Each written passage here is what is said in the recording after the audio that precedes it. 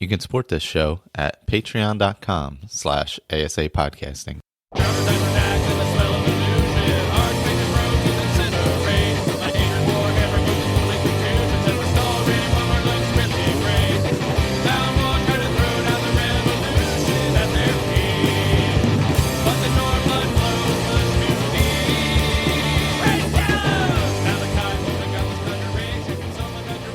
Hello, welcome back, Skyrim Addict podcast. I'm Michael, joined by Victor. Good evening. And Ray. Yeah, hello. And talk some Skyrim and whatever else. I've not played any Valheim in the past few weeks because I've been away. So I've been on a Valheim vacation. Yeah. Well, I have to admit that I have been on a Skyrim vacation. So. Hey, I was on an everything vacation because I forgot Skyrim I was going to play on Switch while I was away. And then I realized I have the hard copy for Switch, not in the store, but the little, disc you get or whatever it is, little cartridge or whatever it is you get. Yeah, SD flash card. drive, SD card. And I'm like, oh God. I was like, well, never mind. That's thrown out the window. Guess I won't be playing that. But I did play actually some when I got back. I continued my other character, but yeah, because I was like, oh, I could play some like two-handed bashing on the Switch because that's all I can see to play on a screen that small. So it helps me switch up the gameplay a little bit because I have no choice but to do it because I can't see it otherwise. Yeah. Especially I got completely snookered by other games over the last few weeks. So oh yeah, we'll talk about that later. And I had a few days of downtime when I was loading my new computer. Oh, new rig. What'd you get? So I built a computer for. Actually, it was a couple of reasons. One was, to make sure I had a good rig for Starfield. Oh yeah. And in the process, also fix a mistake I made a while back when I bought a 4K monitor, but didn't have the hardware to run 4K. And so this new rig fixed both those. And man, my Skyrim looks great. Oh God. Yeah. Because I was having to downscale the monitor to 1440. And even that was a little bit of a push. I wasn't getting, quite the textures that that I should have been. I probably should have taken it all the way down to 1080p. What's in the new rig? So the new one is now all AMD. So I've got the 7800 X3D processor, which is their key gaming processor, and the 7900 XTX video card. Really interesting. Okay. So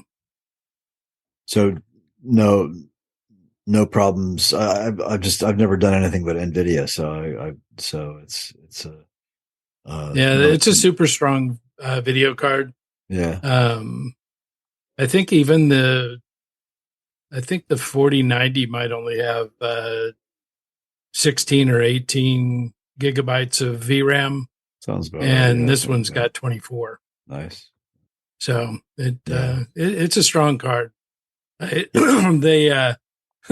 AMD is sponsoring Starfield. Yeah. And so they put out their recommendations for spending too much for a computer for Starfield. Excellent. And so I was pretty happy that I beat out their legendary specs. Oh wow, I was curious because when I bought a 4K monitor and I got a 2070 Super at the time, and it runs most things. The funny thing is that it runs most of the games I've been playing recently, which haven't been like super current generation, but a lot of everything, it runs everything quite well in 4K except heavily modded Skyrim. Yeah. Huh. Yeah. It just chatters all over the place. And so, yeah, I have to downscale to 1440. And once I'm in 1440, Skyrim is fine with the ENB running and everything else. It's fine. But yeah, try to running an ENB with that card and a bunch of texture mods and things. Yeah, it's too much. Slogs right down. So it's been like a new game. It's pretty nice. Wow. Nice. Plus, I also took the opportunity to not transfer over my Vortex files. And so I downloaded all new mods. Oh, like a full fresh start. Yeah, because my Vortex folder had a lot of, Clutter. updated mods. Yeah. So there were a lot of copies of the same mod. So I just decided to start fresh. Yeah. And it didn't really take much time to get everything loaded. Because the other nice thing about this one is that all of my hard drives are on the motherboard. Oh, they're all M2 NVMe drives. Oh, nice. How many slots does the motherboard have on it? Motherboard has 4. Wow. I'm only using one. two terabyte slots. Man, those are super fast, aren't they? Oh yeah. Yeah, that's what I use for all the mods and mod organizer I have on drive. But yeah. So my old computer, the boot drive was an M2 drive. Oh, okay. But my games drive was a SSD. Yeah. Oh, so I got all up and running. Had to spend a little time trying to get my Fallout Feed roundtable character situated so that the saves weren't freaking out about any of the mods being different. Yeah. Oh, yeah. That's right. Because you had to transfer that over too. Yeah. So now it's all good. But the computer I was playing on is now the one up here in the studio. So I still have access to all those characters. Oh, there you go.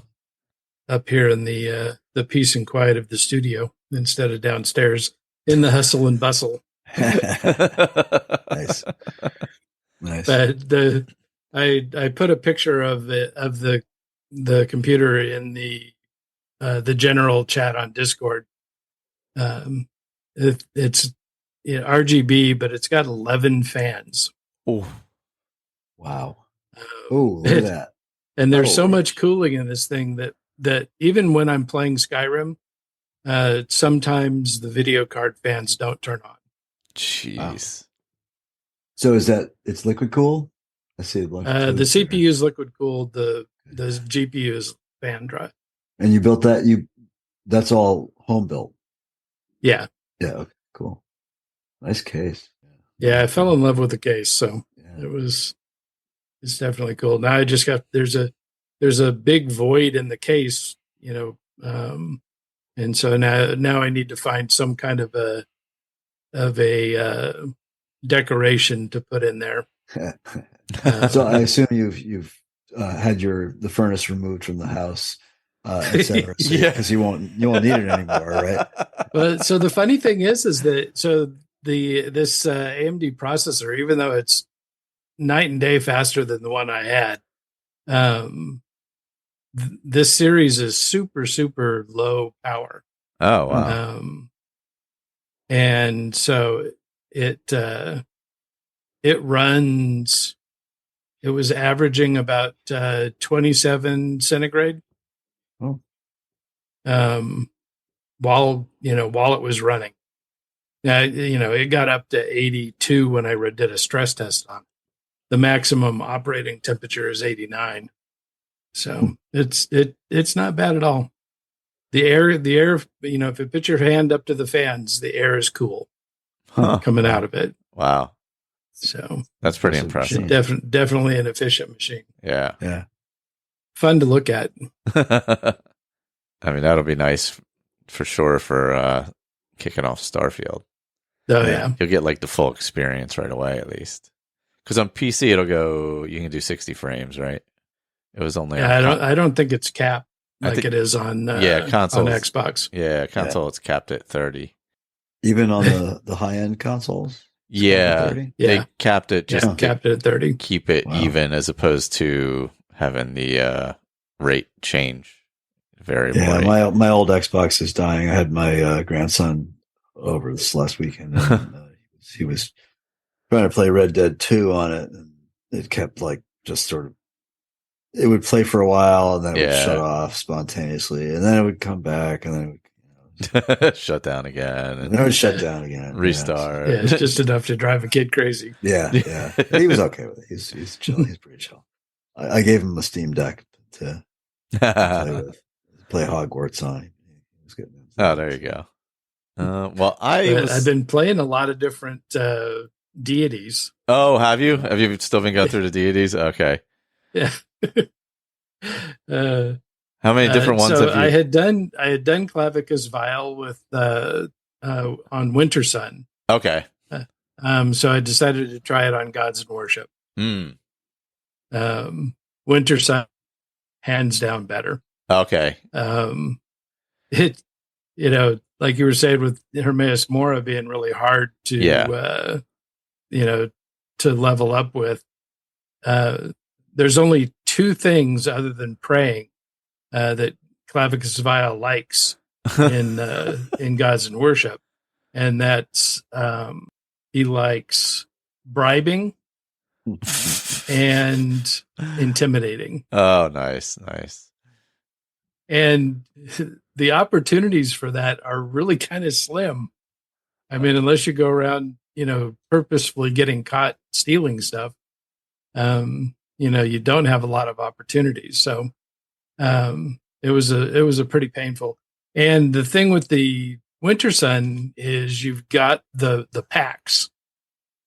So when you pray, you have the opportunity to enter into a pact with Clavicus Vile to do some random thing. And it can be anywhere from, read 15 books to kill 5 people. And more specifically, murder. So you can't just go into a bandit camp and kill 5 bandits. It has to be a real murder. 5 innocents. Oh God. But it was a lot of fun and very challenging. But it was interesting. And then the other one that I did, so it's not available in Gods and Worship, only in Winter Sun, but Sithis. Oh. So I did a Dark Brotherhood character and worship Sithis. And there, when you get to the second level, then people that you kill will have human hearts, if they're human or elf. So you get human hearts, and you have to have a human heart in order to pray to Sithis. So you don't get a heart from every person. So you got to kill a lot of people so that you always have a heart on hand. Oh, so each time you pray, you use up a heart? You use up a heart. Oh, wow. And if you don't have a heart, you're not praying. Oh, man. Yeah.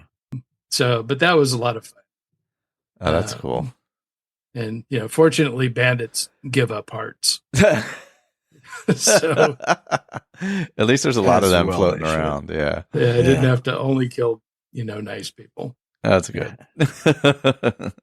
And then the one that I just started is Arcade. So I started that with Winter Sun. And, it was an easy one to start because, I started in Falkreath. And so I just ran down and hit up the little shrine outside the Hall of the Dead. Oh, yeah. And started off with that. And that one gives you like 25 extra points of health. Yep. To start with. And then when you finally gain favor to the next level, then you start getting dead people glow. And you can do Arcade's rites on them, and it turns them into a pile of ash. So it could be handy in certain circumstances, like if you've got a bunch of necromancers running around reanimating people. Oh, I see. So prevent them from. Yeah. Okay. Yeah, What does it give you as a character? Does it give you health when you Yeah, perform it the gives you a rites? little bit of a little boost to health. Yeah. Yeah.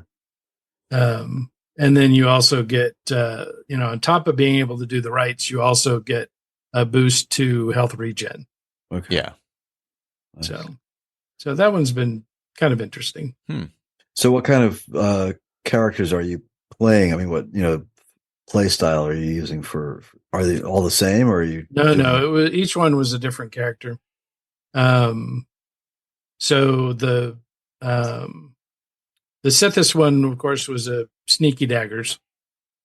Makes sense. Because murder. Because murder, yes. Yeah.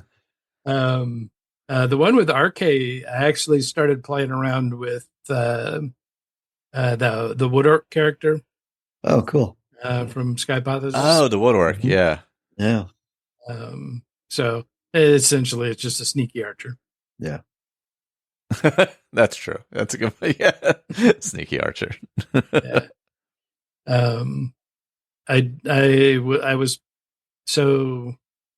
I did play a pickpocket character through this Thieves Guild. And that one I bumped the pickpocket skill up to about 40 to start with. And then went from there. Sort of a la Leo Getz. Yeah, very similar to that. Yeah. And it is a lot of fun. Yeah. With high sneak and pickpocket, you can get just about anything. But it's also interesting to see, how many people have just, nothing worth stealing. Yeah. Yeah, Steven was saying that in his latest that is Windhelm run. He was surprised at some of the Galmar. That was funny. Had nothing. Yeah. Basically had nothing on him. Yeah. Had the axe and some clothes or something. Yeah, an iron axe and clothes. The general of the whole army doesn't even have a coin. That is very annoying. Yeah. Give me a couple of weeks and I'm good for 4 or 5 characters. That's fair. Yeah. I only started playing again the past couple of days because I was away. So I did get into the Hermaeus Mora portion of my character after transferring over or switching allegiances, I should say, after completing the main quest. I will definitely miss all those bonuses against dragons. They were great. I will say, if you're going through the main quest, that is definitely the way to go with Akatosh there. But so I switched over to Hermaeus Mora. Praying really doesn't get you much. Maybe it goes up 0.1%.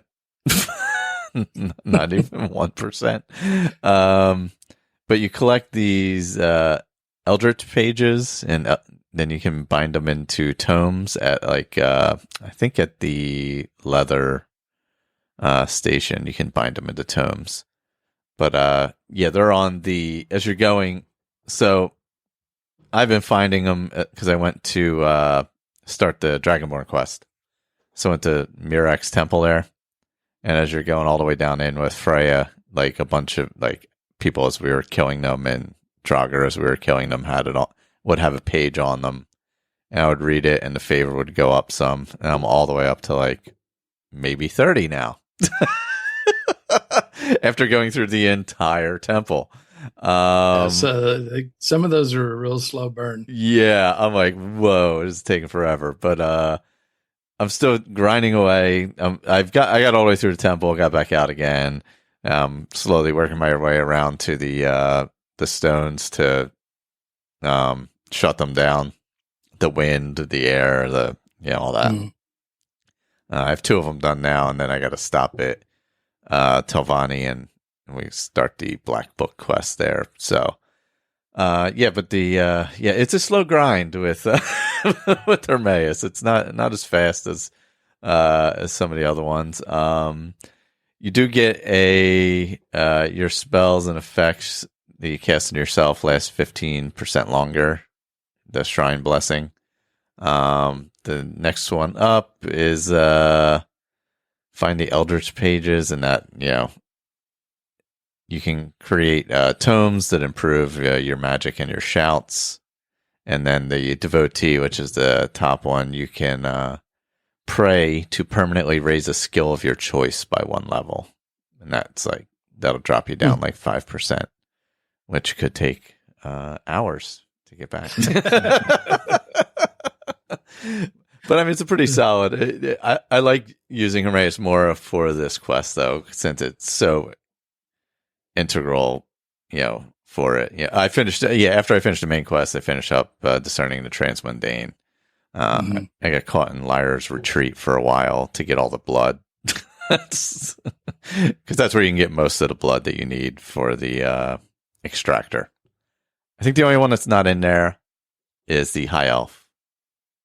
So you just go up to the Thalmor embassy and kill one of them. Kill yourself an elf.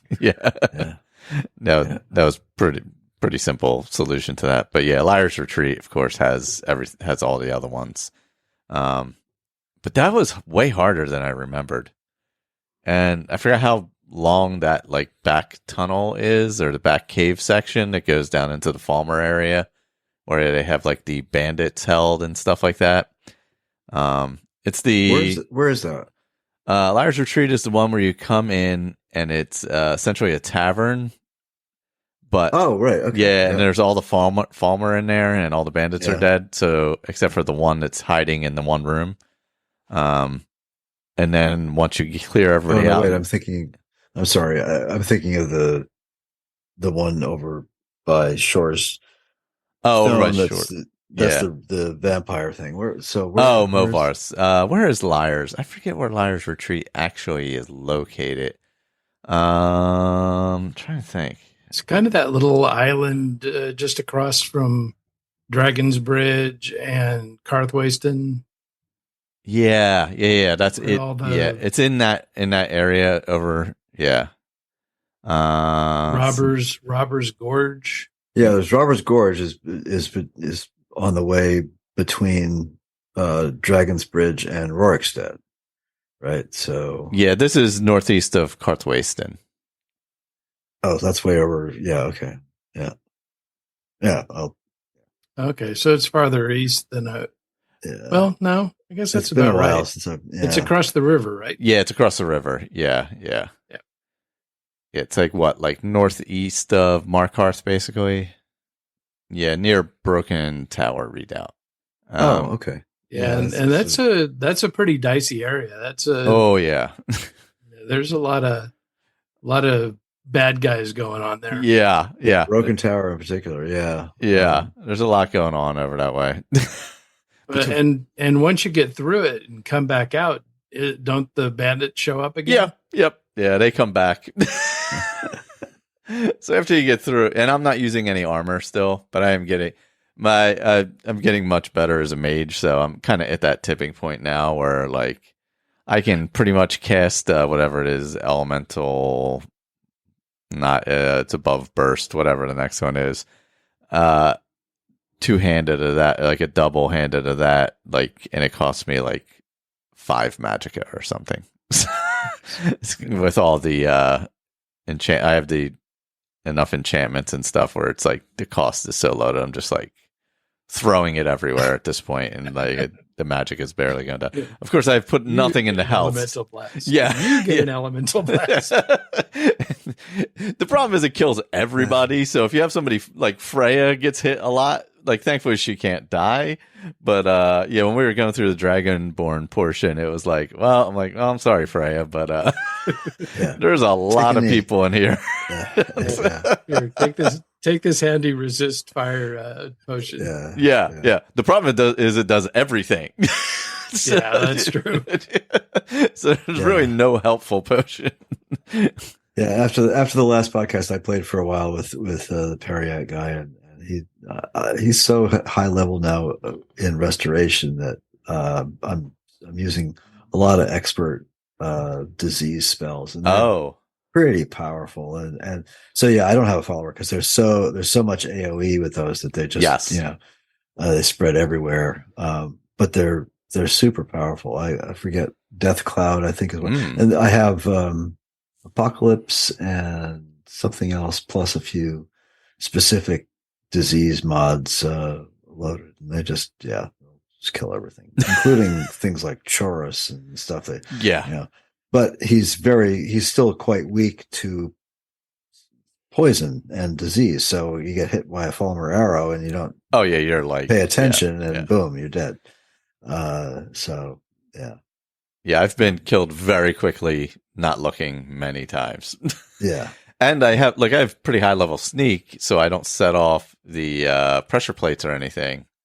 And I haven't had a follower, but Freya, you don't really have a choice. She comes along with you. Yeah. And she kept setting off everything. And I just we get whacked by gates and logs, swinging logs. And I'm like, that never made any sense to me. I mean, it's part of something you have to learn how to function with. Obviously, it's part of the game, and that part of it makes sense. But in terms of sort of quote realism, unquote, it makes more sense to have the follower understand that once, if you cross a trap in front of the follower isn't going to step on the stupid trap. Exactly. You would think like, hey, there's a trap. Don't step on that. Thank you. Look at this right here. That's right. See, I have a Sharpie. Hang on. I'm just going to mark it on the floor for you. Yeah. Oh, man. Yeah. So, because I had Lydia, I think I had Lydia for a bit, but I had dropped her off before I went to Skeldafen. I'd only used her very early on and mostly to carry stuff. Because once you start using the elemental spells, that area of effect, it's just like, it's useless to have somebody because they're just going to get crushed all the time. It's just too random where it's going to hit, so it wasn't helpful anyway. So I was like, I'll just drop her off. It's fine. So, she's safe and sound back in Whiterun, not dead from one of my spells. I have Eric the Slayer is still the steward at Golden Hills for me. I figured I just decided to stick with Golden Hills for my home. I don't even have a home. I kind of like Golden Hills. I really wish it was better, that Skyrim in general was better at planting and harvesting. Yes. Yeah. But other than that, if you could really craft a garden like you can in some other more recent games, more modern games, it would be superb. Yeah. But yeah, it's a good house. Yeah, I think might be my favorite. I think I might like it more than Tundra Homestead. I mean, Tundra Homestead is certainly more convenient. It's nice. It's right there. Yeah. It's not super expensive. What is it, 7,500 gold or something? Yeah, I think something like that. Yeah. If you want to walk in the front door, right? Yeah. Or you just use all the crap. So I like Golden Hills and Hendrheim because both of them don't cost any money. You either kill somebody or perform a quick little quest. Well, I shouldn't say that. Hendrheim does cost a fair amount of money to build it all up. That's true. I forget what the total is, 10 or 15,000 gold, but it's still nice. It's a nice place to sort of come home to. Well, and the thing about Golden Hills is you can build it up with money you make from there. From gold. Yeah. So you can get it up to where you want it to be with that. I mean, it would be nice if it was a little more expandable or more, but I do like that, like they hire more people and it does feel a little more alive when you get there a little later on. And and you're away from the two towns in between, Whiterun and what's the other one? Is it Rorikstead? Rorikstead's right next door, And I have a nice Rorikstead mod. I have JK's Skyrim loaded, so there's a fair amount of that. So Rorikstead is nice. There's two vendors in Rorikstead with JK's. Okay. That's nice. Yeah, I mean, really, those small villages should have somebody selling something other than other than the barkeep. Especially as isolated as Rorikstead is. Yeah. What else are you getting? Like, I'll see you in a couple of days. I need to go to the market in Markarth. Yeah. If the bandits don't get me, I'll be home. I'll be back after I go past 4 bandit camps and That's right. the giants and saber cats wandering. And just over the hill, the dragon is there just over the hill, I think. Well, if you have dragons on, or there's bears just over the hill, something like that. I don't remember. I still haven't sort of triggered the dragons. I just did today with the wood arc. I figured if I'm doing an archer, I may as well do dragons. That's fair. Yeah. I mean, obviously, I have them since I did the main quest and doing Dragonborn, but they haven't been hasn't been terrible. Even thankfully, when I switched from Akadash to Hemreus more, I was high level enough where I could actually fight dragons reasonably well and not just constantly die. So the time I made the switch was like the bonuses I got, I could overcome them just by playing a little smarter. I didn't get hurt too much because if you're too low as a mage, you're just getting wiped out pretty easily with your robes. Yeah, I think the next step for my Periac character is, and there's some lore precedence to it, but it's a little bit of a left turn, is to become a vampire. So and I don't really like playing a vampire, so that's the hard part. Yeah. I maxed one out once, and I was like, all right, that was once. That was I got. But I have the Dawn Guard mod loaded, and I have somebody. I think it's Simon Magus' vampire extensions loaded, or maybe it's Cheyenne's. I don't know. Whoever, I have one of those vampire mods. I have not played through not Dawn Guard. Yeah, Dawn Guard. Sorry, I was flipping that in Dragonborn.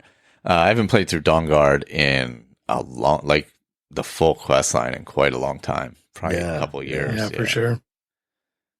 Yeah, I guess I haven't either, and part of it is because the front end part of it takes so long with to get Serana and everything and all that. You got to go through all that. Forgotten Veil and all. Something Lair or whatever it is. In the very beginning. Yeah. And then at the end with the Forgotten Veil and all that stuff. Yeah, it's a long quest. It is. So particularly if you go down the vampire road, and I hadn't realized it before, but that Realm of Lorcan alternate start mod. Oh yeah. There's a bloody sewer grate that's been boarded up that you can go into, and there's a vampire in there that'll give you Sanguinera. There's a bed in there where you could sleep for 3 days to set it. Oh wow. Nice. That's awesome. Wow. That's pretty cool. That opens up all kinds of interesting possibilities, doesn't it? Yeah, to be able to start at the very beginning of your character as a vampire.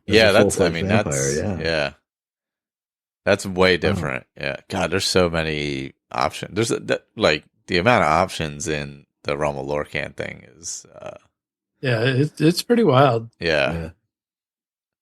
I'll have to grab that again after I retire this character.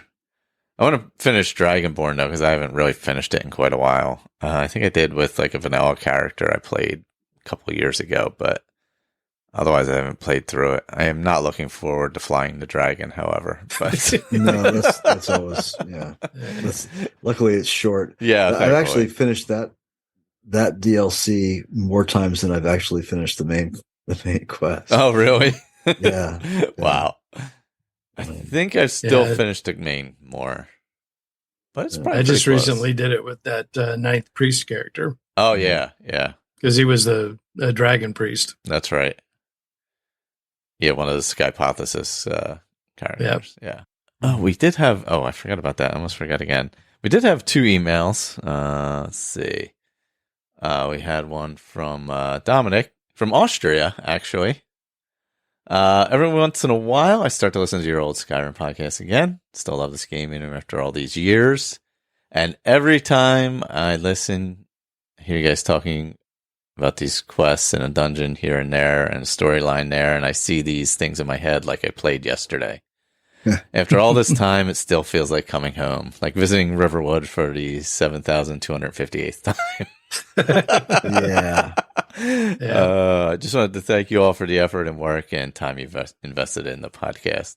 Be assured that, whoops, I just hit my mic. Be assured that I and certainly many others will listen to your show for a long time.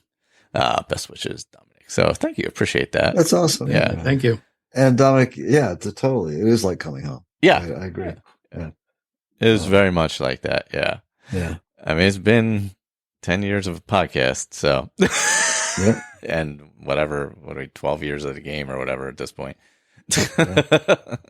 No, I still get that. I mean, walking into Riverwood and hearing that one theme that almost always plays when you come into Riverwood. Every time. Yeah. I forget what the actual track is called, but yeah, it's just, there's just something about it that just gets you. Yeah. And Sven's mom. Yes. Dang it. Oh, yeah. Out on the porch or yeah. Or the boardwalk, whatever you want to call it. Yeah. Yeah. Every time you walk in, she's there. We also had one from Anna. She's completely new to Skyrim SE and or I guess AE at this point. Been playing for 2 days now. This was from July 4th, by the way. So, can you recommend some of your many apps to learn more from the game from? I would say the best ones for new players are like the old round tables. Yeah, the original round tables. Yeah. Definitely. And I think we did an anniversary edition round table when that came out, and probably a special edition round table when that came out as well. I mean, they would be. Yeah, the special edition roundtable was the first one that I did. Yeah, that was what, 5-6 years ago?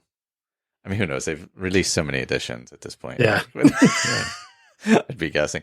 But I would say, yeah, if you look up the date when SE released, you can look up the episodes around that time, and we definitely did a roundtable based on special edition when it dropped. I think SE came out in 2016, right? Was it 2016? 5 years after? Something like that, yeah. Because SE was basically all the DLCs, right? And a couple things at it. And updated graphics. Yeah. Yeah. Oh, because it was one. They put it on the Fallout 4 engine. Yeah. Yeah. Oh, because there was one Xbox One came out, right? Just after that. Something like that. Yeah, I think. Yeah. So it's been a while. Or it was a little bit after that, I guess. Or was it when the 1X came out and they upgraded it? I don't know. Something like that. Something had come out and they upgraded it a bit. But yeah, if you look at the episodes around that time, there was probably a round table for the special edition, which I'm almost certain is still there. And we may have done one during the anniversary edition as well. Yeah, that's when I did my high elf Stormcloak character.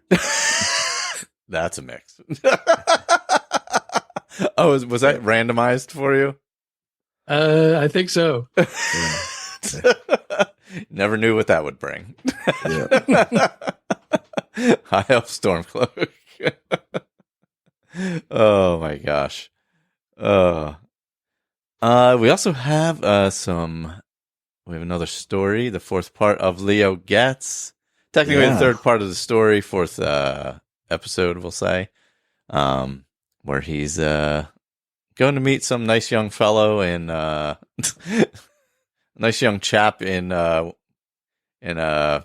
Windhelm. Yeah. And have some adventures.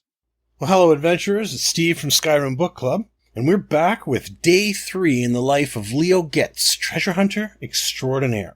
Today's play session started out on a crisp, snowy morning at the Windhelm Stables. We're here in Eastmarch, looking for 2 Baronziah stones that are inside Windhelm himself, 2 treasure maps that are located in nearby locations in Eastmarch, and we're going to make a quick pit stop to talk with that teeny tiny little psychopath, Aventus Arentino, so that we can kick off the start of the Dark Brotherhood questline and get access to their sanctuary in Falkreath for later.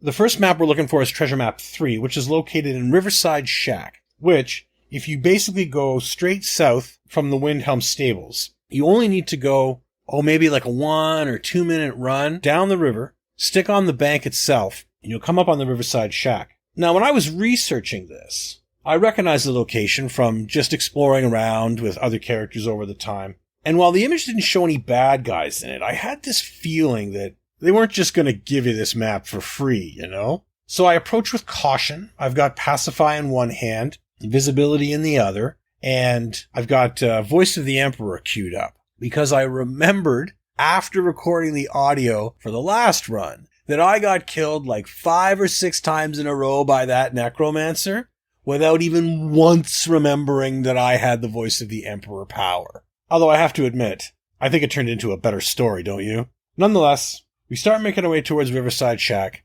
Everything's looking good. I'm pleased with how quick it took to get there. I didn't know it was so close. And just as I'm about to stand up and go in and get my treasure map, out comes the biggest damn bear you have ever seen. Comes roaring right at me. I barely get my Pacify out, and then Angry Bear turns into Teddy Bear, and we sneak into this shack. There's one chest, one cupboard, and nothing but like cheap garbage loot laying around. The chest is a novice, so I don't even have to move my lockpick. Easy peasy. Pop it open. Treasure map 3 at the bottom. Couple of loose coins, but basically the rest of it is just rags. I get out the front door. I find that the bear is still pacified, and I briefly consider interacting with him in some way, but eventually I decide that backing away slowly is probably the smartest choice I can make.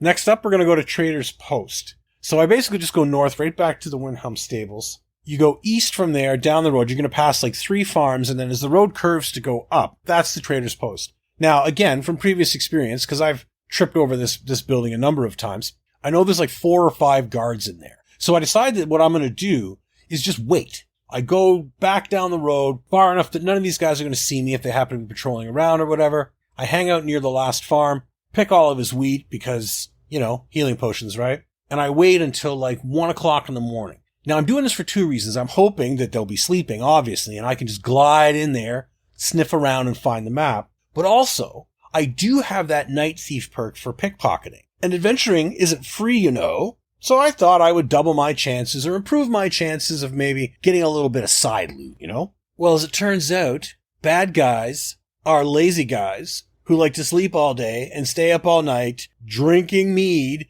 and arguing with each other. They are all wide awake when I get in there. Again, no big deal. We go to our standard operating procedure of stealthing and invisibility, get in there, and I know I need to get around to the back of the building into a sleeping area to find the treasure chest that I'm looking for. And it's only like one room, really. But it's actually a bit of a gauntlet because they're fairly mobile. They're walking around, they're talking to each other, and I've kind of got to like weave to get my way across there. My invisibility actually times out, and my stealth is so good that even with them looking right at me, if I'm not moving, they don't see me. So now, brimming with confidence, I turn around the corner, and the bandit chief wakes up from his bed right before I try to pickpocket him. Nonetheless, he doesn't spot me, sits down in a chair. I turn my back to him because, you know, Leo's a brave man and confident in his magical abilities. Get down to the chest, pop it open. Treasure map 7 in the bottom of this thing. Some assorted bits and bobs, but it's basically just like leveled stuff. You know, it's a gold necklace, it's a certain amount of coin, nothing else that stands out to tell stories about. And now here's my commitment to you for this particular story that we're going to be telling, or this adventure that I'm going to take you on. I'm going to hard save anytime I find a stone or a map so that no matter what happens next, I don't lose that piece of progress. But if I'm going to get into something silly, like say trying to pickpocket a bandit chief who's sitting in a chair looking right at me, I'm going to live with the consequences, right? Now, if I was playing alone without an audience, I'd just save scum until I got everything out of this guy. But we're going to try to keep it a little more natural for you. Well, I get right over to this guy, open up his inventory, and apparently bandit chiefing pays pretty well. He's got a dwarven sword of thunderbolts, an elven bow, and 250 septims. I take all 3 of these things. I leave him his torch. I hate torches. I speed loot a lot in dungeons, just hit the R and grab everything, and I hate torches. I don't know why.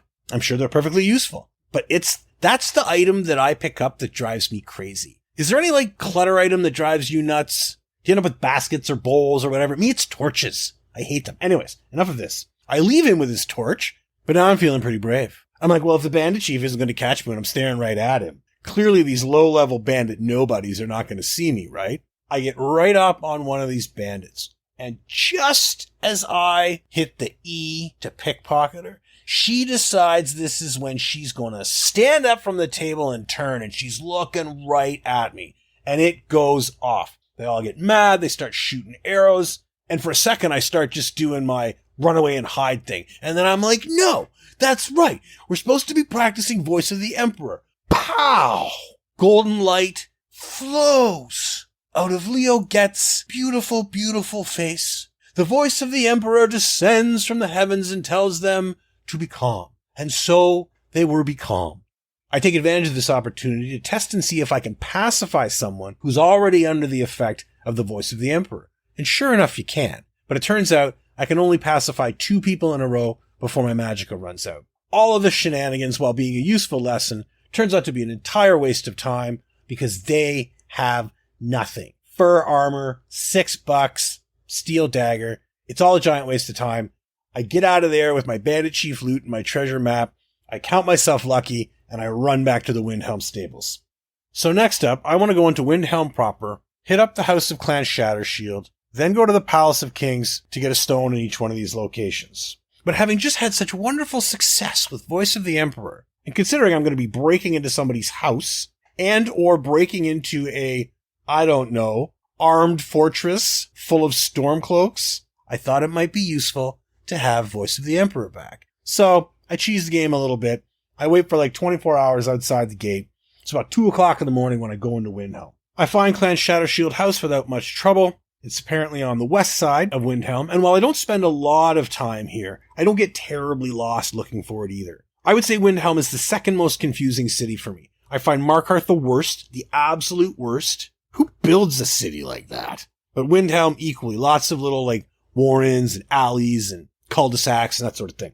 But anyways, I get there, no big deal. Master lock on the door, locksmith comes in clutch, puts me within like a half an inch, a little bit of wiggle. I get in there before anybody walks by on the street and catches me doing it. Now, luckily, everyone actually sleeps in this house because they're decent, honest citizens who work hard for a living. But apparently, not hard enough. I check all of them in their beds. At best, there's a necklace worth about $150, $160. Now, you gotta understand, we're only 3 days in with Leo, but I've had a lot of success with looting, and these extra little bonuses, plus the nature of the gear that he's getting being leveled to like a level 50-odd character, I'm already walking around with like $8,000.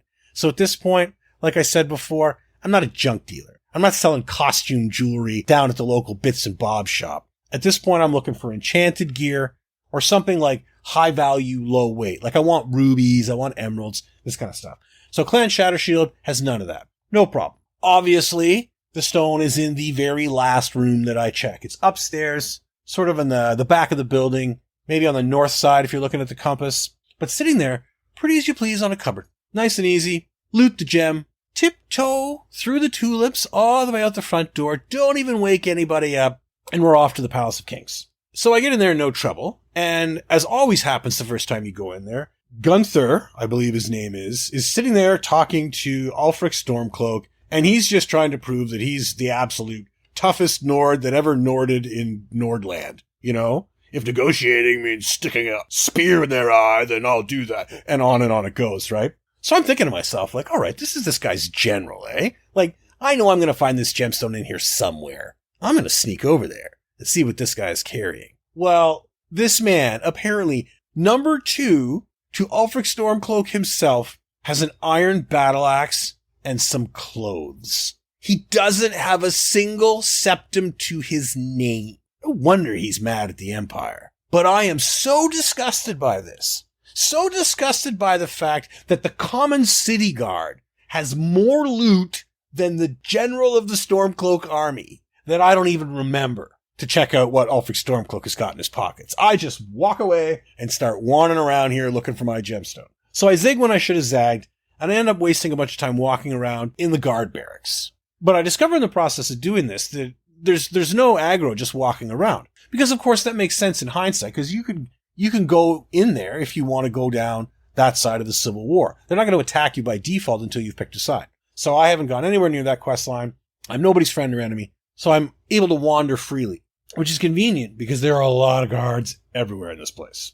It's all rags and garbage. The sleeping guards don't have anything I really want to take, and I'm certainly not trying to set off the whole army against me, so I leave them be. I come back out of the barracks, cross the main court again, get into the second story of the Palace of Kings, work my way room by room down to the end of the hallway where I find the court wizard's chambers. Woonereth, I think was his name. Well, lucky me, he's working on some potions at his alchemy table, and he has his back turned to me. I do a quick scan of the room. There's a table just full of junk and clutter, but I spot the unusual gem right underneath the skull of a deer, kind of hidden in behind the antlers. I crouch, I grab that, I avail myself of a couple of free soul gems, conveniently located on same said table, and just as I start to consider checking out what a court wizard might have in his robes, he stands up, crosses the room, sits down in a chair, and says to me, "You're not going to sneak up on anybody like that, young man." Discretion being the better part of valor.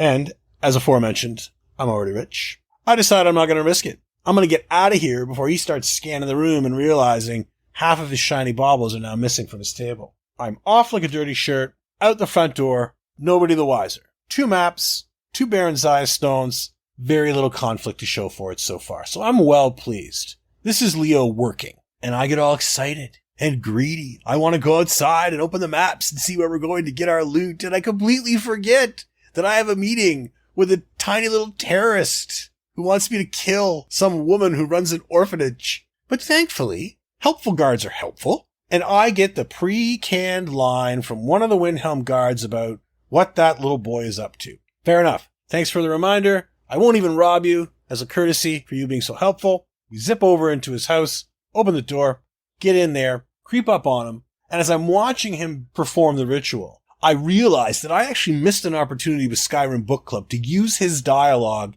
for the, Prayer to the Night Mother book or whatever. But live and learn. Nonetheless, he finishes his thing, turns around, go through the whole rigmarole about how he's quite happy and so on and so forth, and he wants me to kill Greylot. And I'm thinking to myself in this moment, I know the slogan is, whatever you want, Leo gets. But does Leo gets revenge? Now, you and I know that we're going to have to do this. But as I'm sitting here trying to figure out, if there's a story thread I can tug on when I'm telling you this later about why we're going to justify Leo doing it, I remember my spell tome of Conjure Dremora Lord. And a light bulb goes off in my head. I yank that book out, learn that spell, take a look at the cost. It's only 314, so I will be able to cast it. And while Leo is not a killer, he has cooked eggs before, and he realizes sometimes you gotta break a few to make an omelet. So, if he has to set loose a Dremora Lord into an orphanage, all so he can put his hands on one gaudy pink gem, I guess he can live with that. I must admit, I'm really looking forward to watching that happen. So, job done. We've made our deal with this tiny little devil. We're going to be able to eventually get access, or the Dark Brotherhood Sanctuary in Falkreath. Out the door we go. Out to the front gate. Map time. Conveniently, Treasure Map 7, which you get in the Trader's Post, opens up with an image of a place called Gallows Rock. So it's a picture of a castle. There's a fire on the one side. There's sort of a strange outcropping with a hanging noose from it. Right underneath where all the guys would be getting hung, that's the spot where you get your treasure chest. Well, a little bit of research shows me that this is actually almost straight west from the Riverside Shack. Quick run south, quick run west. We get down there in almost no time. Now, unfortunately, I spent a bunch of time circling a very similar looking rocky outcropping without really noticing that it doesn't have a noose hanging off it. I pull out the map again, I back up, I open it, I try to sort of compare it against what I'm seeing, and then I see the fire pit. Close the map and notice a fire inside the courtyard. Like, oh, okay, we're going to have to go in here to find this loot. No problem. There's a couple people milling about, but it's no big deal. I'm super sneaky, and I have invisibility, right? Right. Unfortunately, I've forgotten that I've taken invisibility off and equipped a Dremora Lord. So I pop that spell at the entrance, thinking I'm just going to be invisible and sneak my way in here, and he goes in there like a blender. He knocks down like 3 Silverhand people in like 5 seconds tops, and then stands there calmly admiring his work. I too admire his work because I got an elven dagger of devouring off of one of them. And I think we're getting a sense of how things are going to go in the orphanage. Nonetheless, get to the rock, check under the noose, find the treasure chest. I get some coin, a silver sapphire necklace, an empty greater soul gem, and a spell tome of Heal Other, which again, I have never seen. I think it's 75 hit points healed to an ally, excepting like summoned creatures, basically. And undead. So, not too shabby. We get out to the front of Gallows Rock, pop open the second map. So this is treasure map 3, which you find in the Riverside Shack. It opens up to an image of what looks like a tower or something similar on a rocky outcropping with the outline of a city behind it. This turns out to be the Solitude White House. This turns out to be the Solitude Lighthouse. So I wander back to the stables, pay my $50 to be taken to Solitude. I run up the hill just so I can unlock Solitude and be able to fast travel there ever after. It's 2 o'clock in the morning, and for some reason, that's when they behead traitors. But I run right by Rogvir's unfortunate end. I don't need the Amulet of Talus. I'm not interested in sticking around, listening to Sorix yell about getting on with things. I'm just gonna get on with it. I get on just the other side of that little vegetable market and open up that small wire gate that leads you down to the path kind of on the far side of the East Empire Company. I run down the road, get to the Solitude Lighthouse.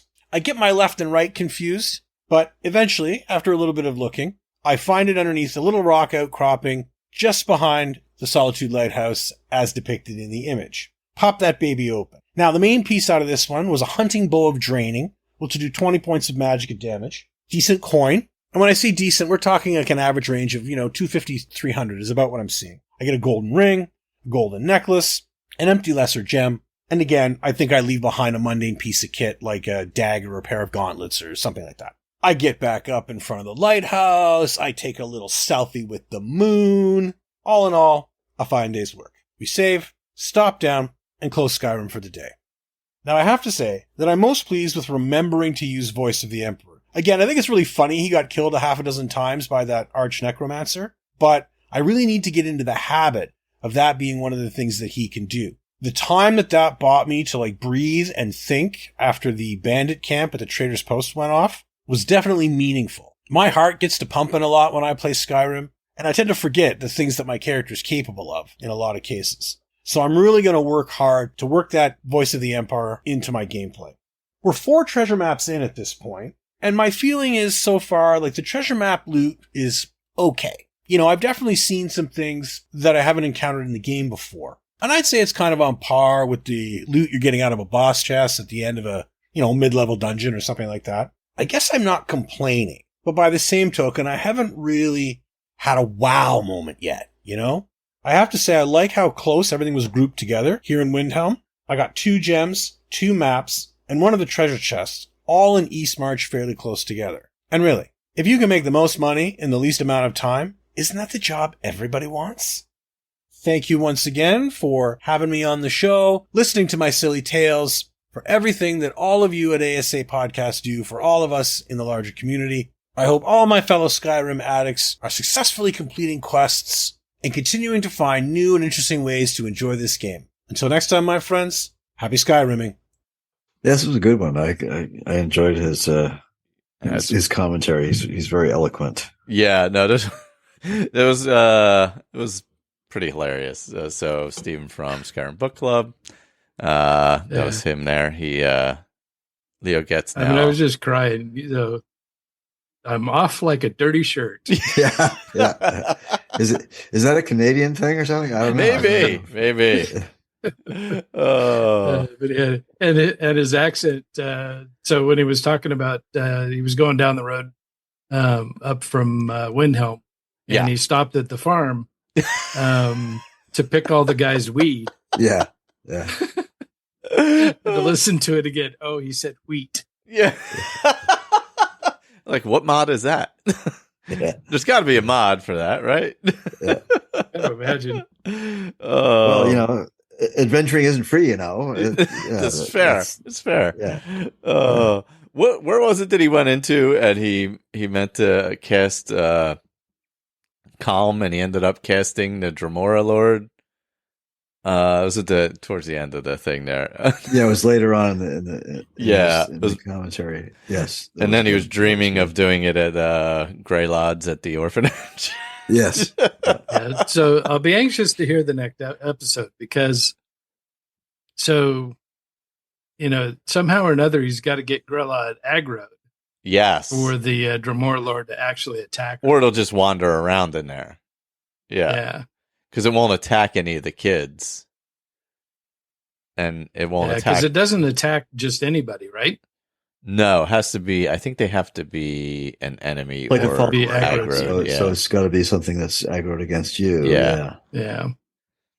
So you would have to get her at least hit her with a rage spell or something, or frenzy.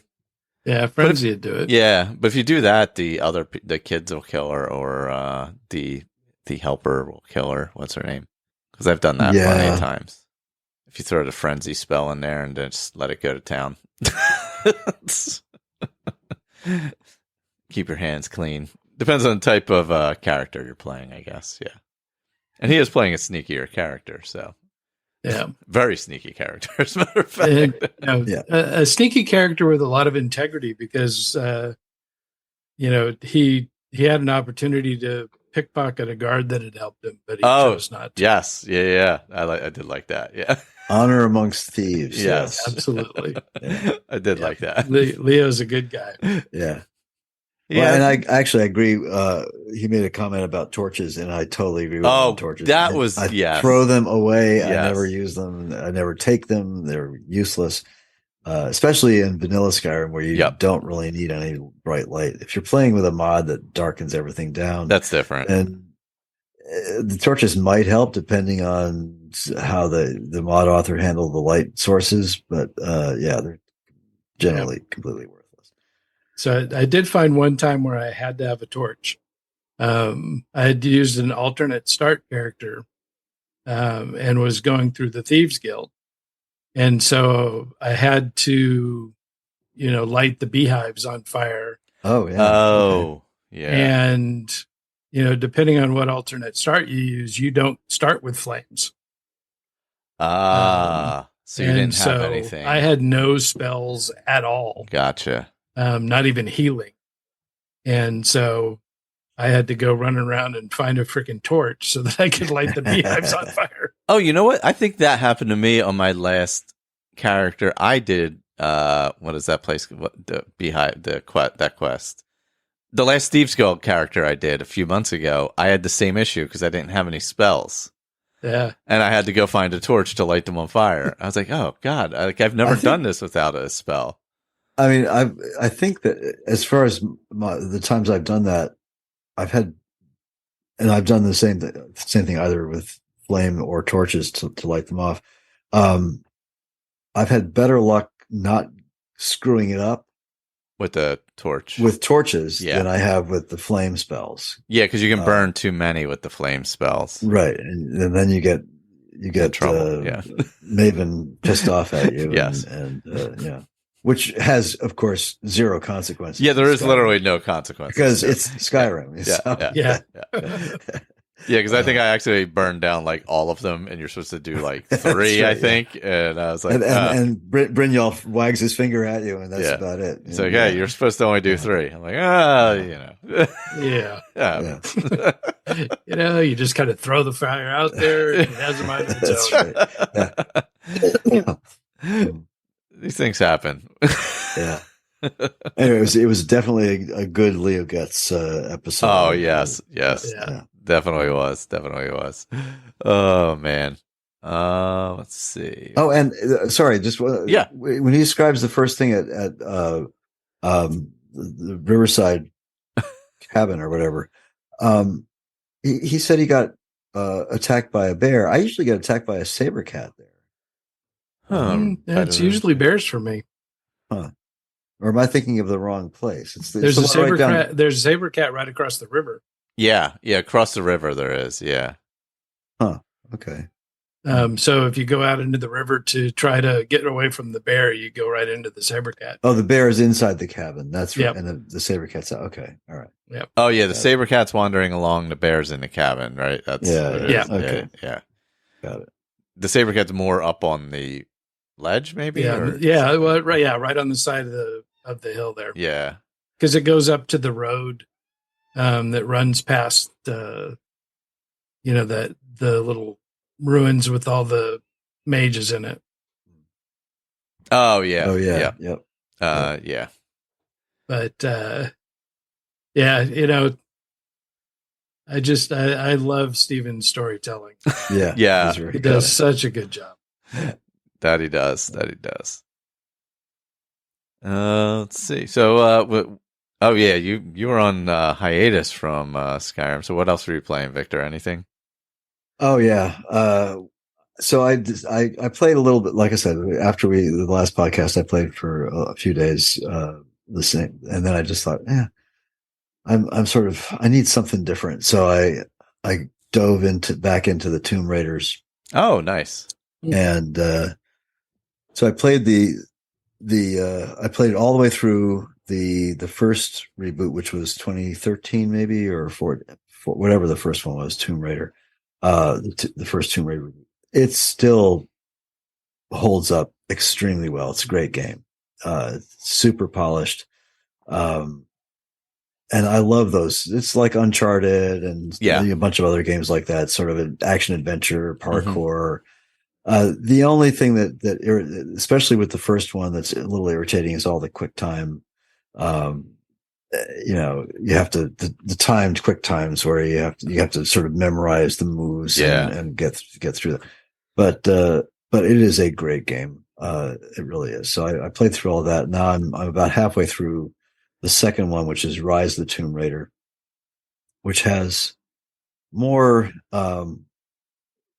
It's a little better graphically, not a whole lot. The first one was quite advanced for its time, being only a couple of 3 years after Skyrim.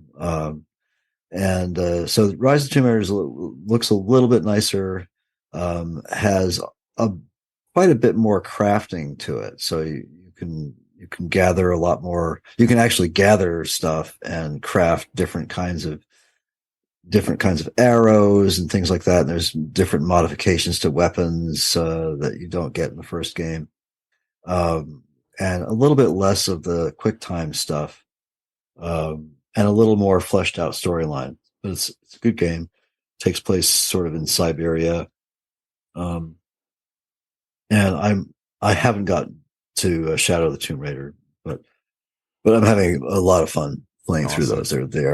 They really are great games, and I really like that style of game. I love the Uncharted games, and I love other games like that, like Dying Light, and then I also played this amazing. I don't know if it's an indie. I don't remember who published it, but it is a wonderful game. I don't know if either of you tried it. It's called Hard Space Shipbreaker. It is just a ton of fun. It's one of those games that you can go and play for 15 and 20 minutes.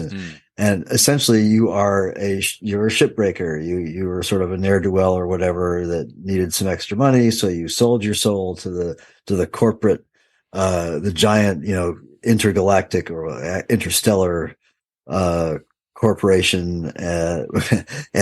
And in order to, I forget, I can't remember all the actual, named details but you basically buy yourself sort of an eternal life. But you have to pay for this process to be done to your body, which costs several, I don't know, 1.3 billion units of money, which of course you'll never be able to pay back, because everything costs extra money, So you're buying the ability to come back from the dead, and so your body's been altered, and your job is to break up starships. So you got this big giant dock, and you float out there, and you have tools, and you break pieces off and throw them into the right kind of incinerator or recycler, and gain. It's just a lot of fun. It's everything is sort of physics aware, so you can't just you have to hit things in the right direction and they'll sort of float off in the wrong direction. you get used to breaking them off the ship and then using your pulse weapon or whatever or even flying into the thing with your own little jets. Anyway, it's a lot of fun. So I highly recommend it. Hard Space Shipbreaker it's a great game. I don't think I've played much of anything else. Just sort of, I bought a bunch of stuff on the Steam summer sale, but I haven't really. Yeah, I feel like that's every summer sale. Is I bought a bunch. Pretty of stuff. much, yeah. I bought Anno 1800 because I played it on Game Pass and I loved it, so I bought it, and then a couple other things like that. Yeah.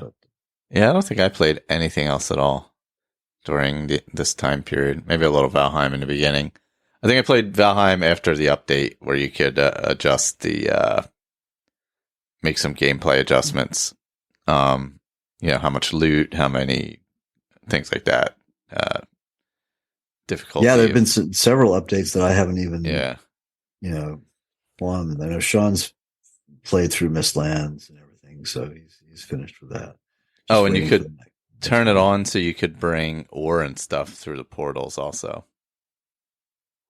In the actual game updated, so you can do that? Yeah. Wow. That's one of the settings. That's a huge concession because I read he swore he'd never ever let that happen. Yeah. Well, it's in there. You can adjust it to that now.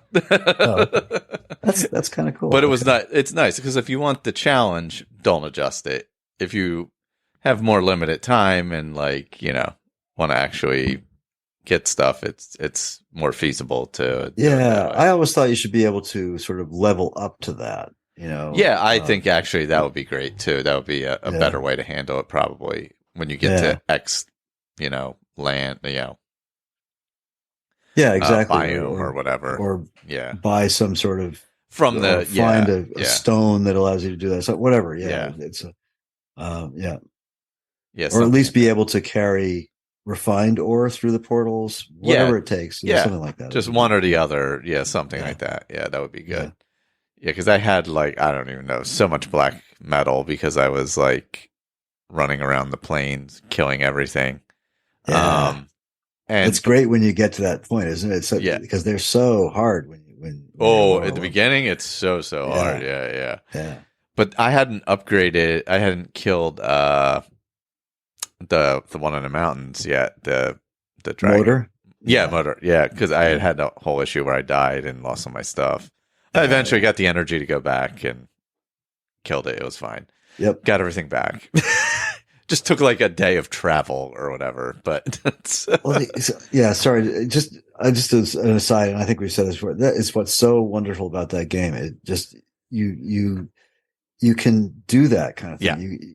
Yeah. The game never forgets, right? Yep. You can go away if you get stranded like you did or whatever, and you can't make it back, you just sort of build yourself back up again and then go there and it's still there. Yeah. Anyway. Because you just I needed that break to be all right, wait, I just got to reset. So I built some things and kind of played around a bit, took a couple days, and then I was all right, I'm going to sail back over there. And I feel like I'm ready to do this again. And go in a little more prepared, I guess, and grab my stuff. And thankfully it worked out okay. So, because if I had lost everything again, it probably would have been a longer break. It really is. That game is in many ways a small masterpiece. It's just so much of it that just spot on. Well done. They did add a quest, but I haven't done that yet. It's like a merchant quest, but not the same merchant, a different merchant with almost exactly the same name. Okay. I got to go back.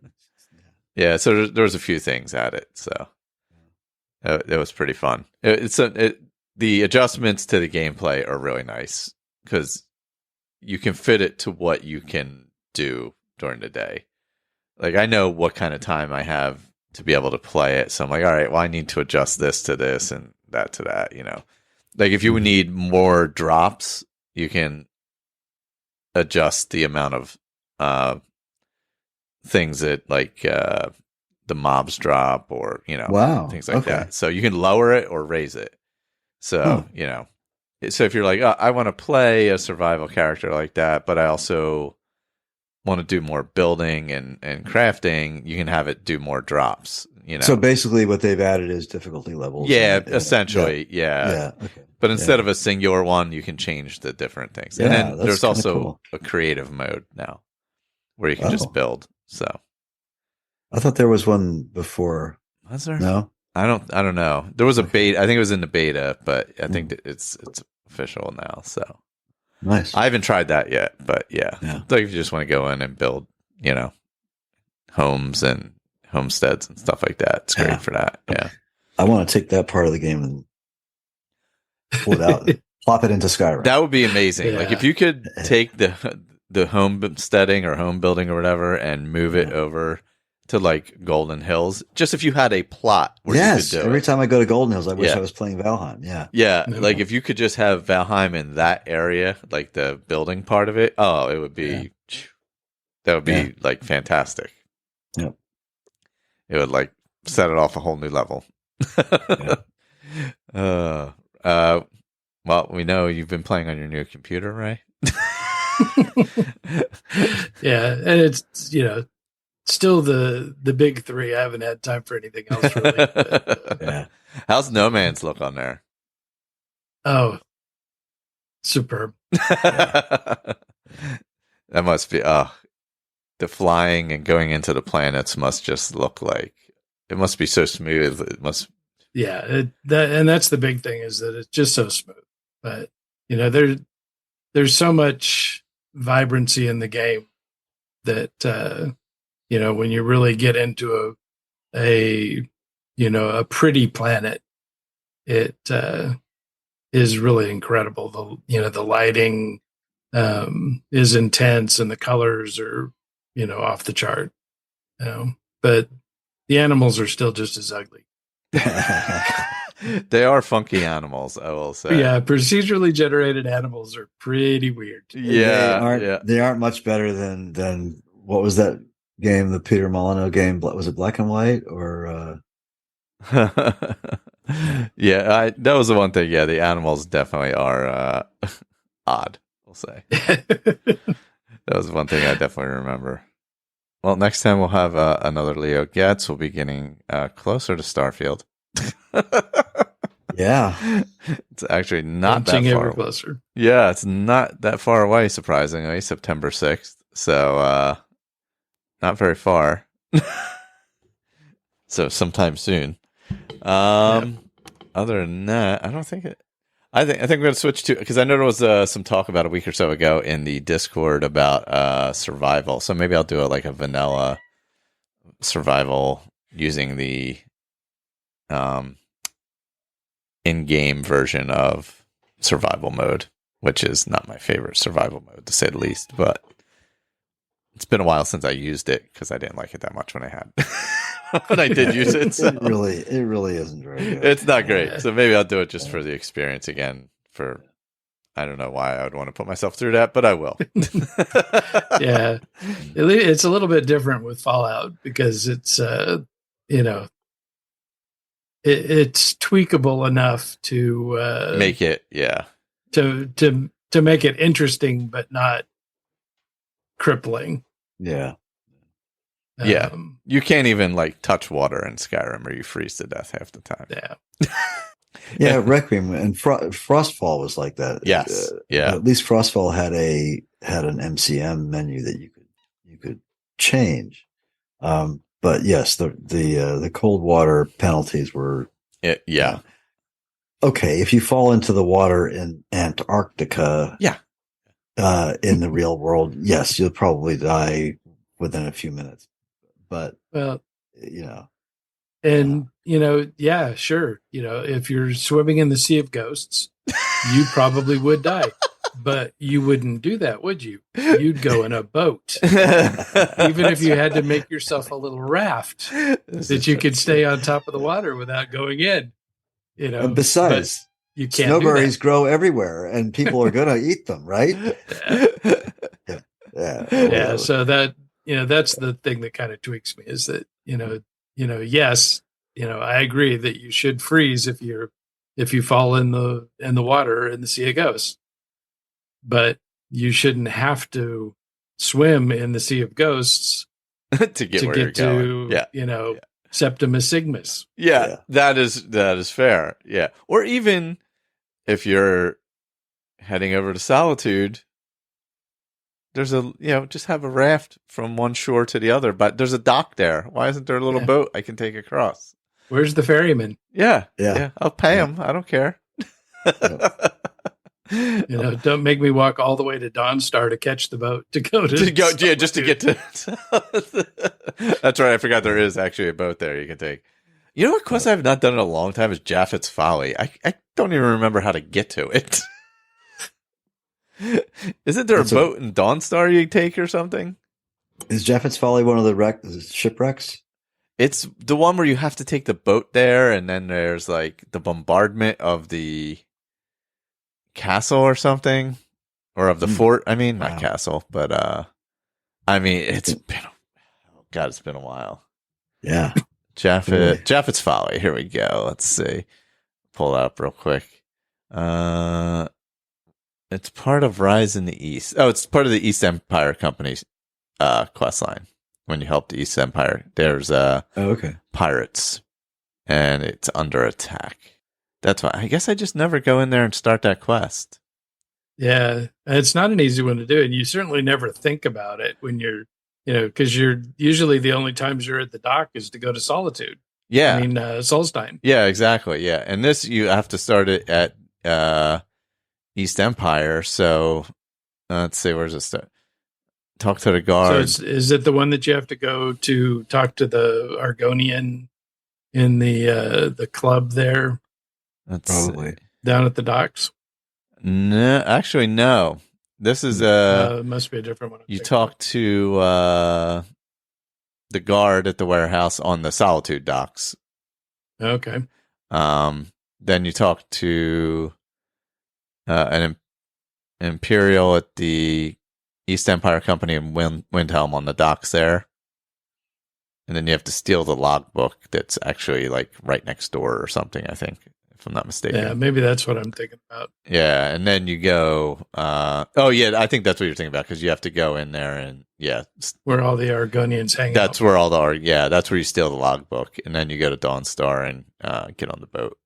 Yeah, I have not done that in a long time. I just thought about that. Yeah, because I don't really ever talk to the guard on the docks to kick it off, and it's not really connected to anything else. So it's just one of those quests that falls by the wayside. Jeez, now I'm gonna have to do it. Yeah, I know. I was like, I have to go to the docks now and play that. Well, thanks everybody for listening. We'll be back next time, probably a couple weeks. I have no vacation planned. I don't know. So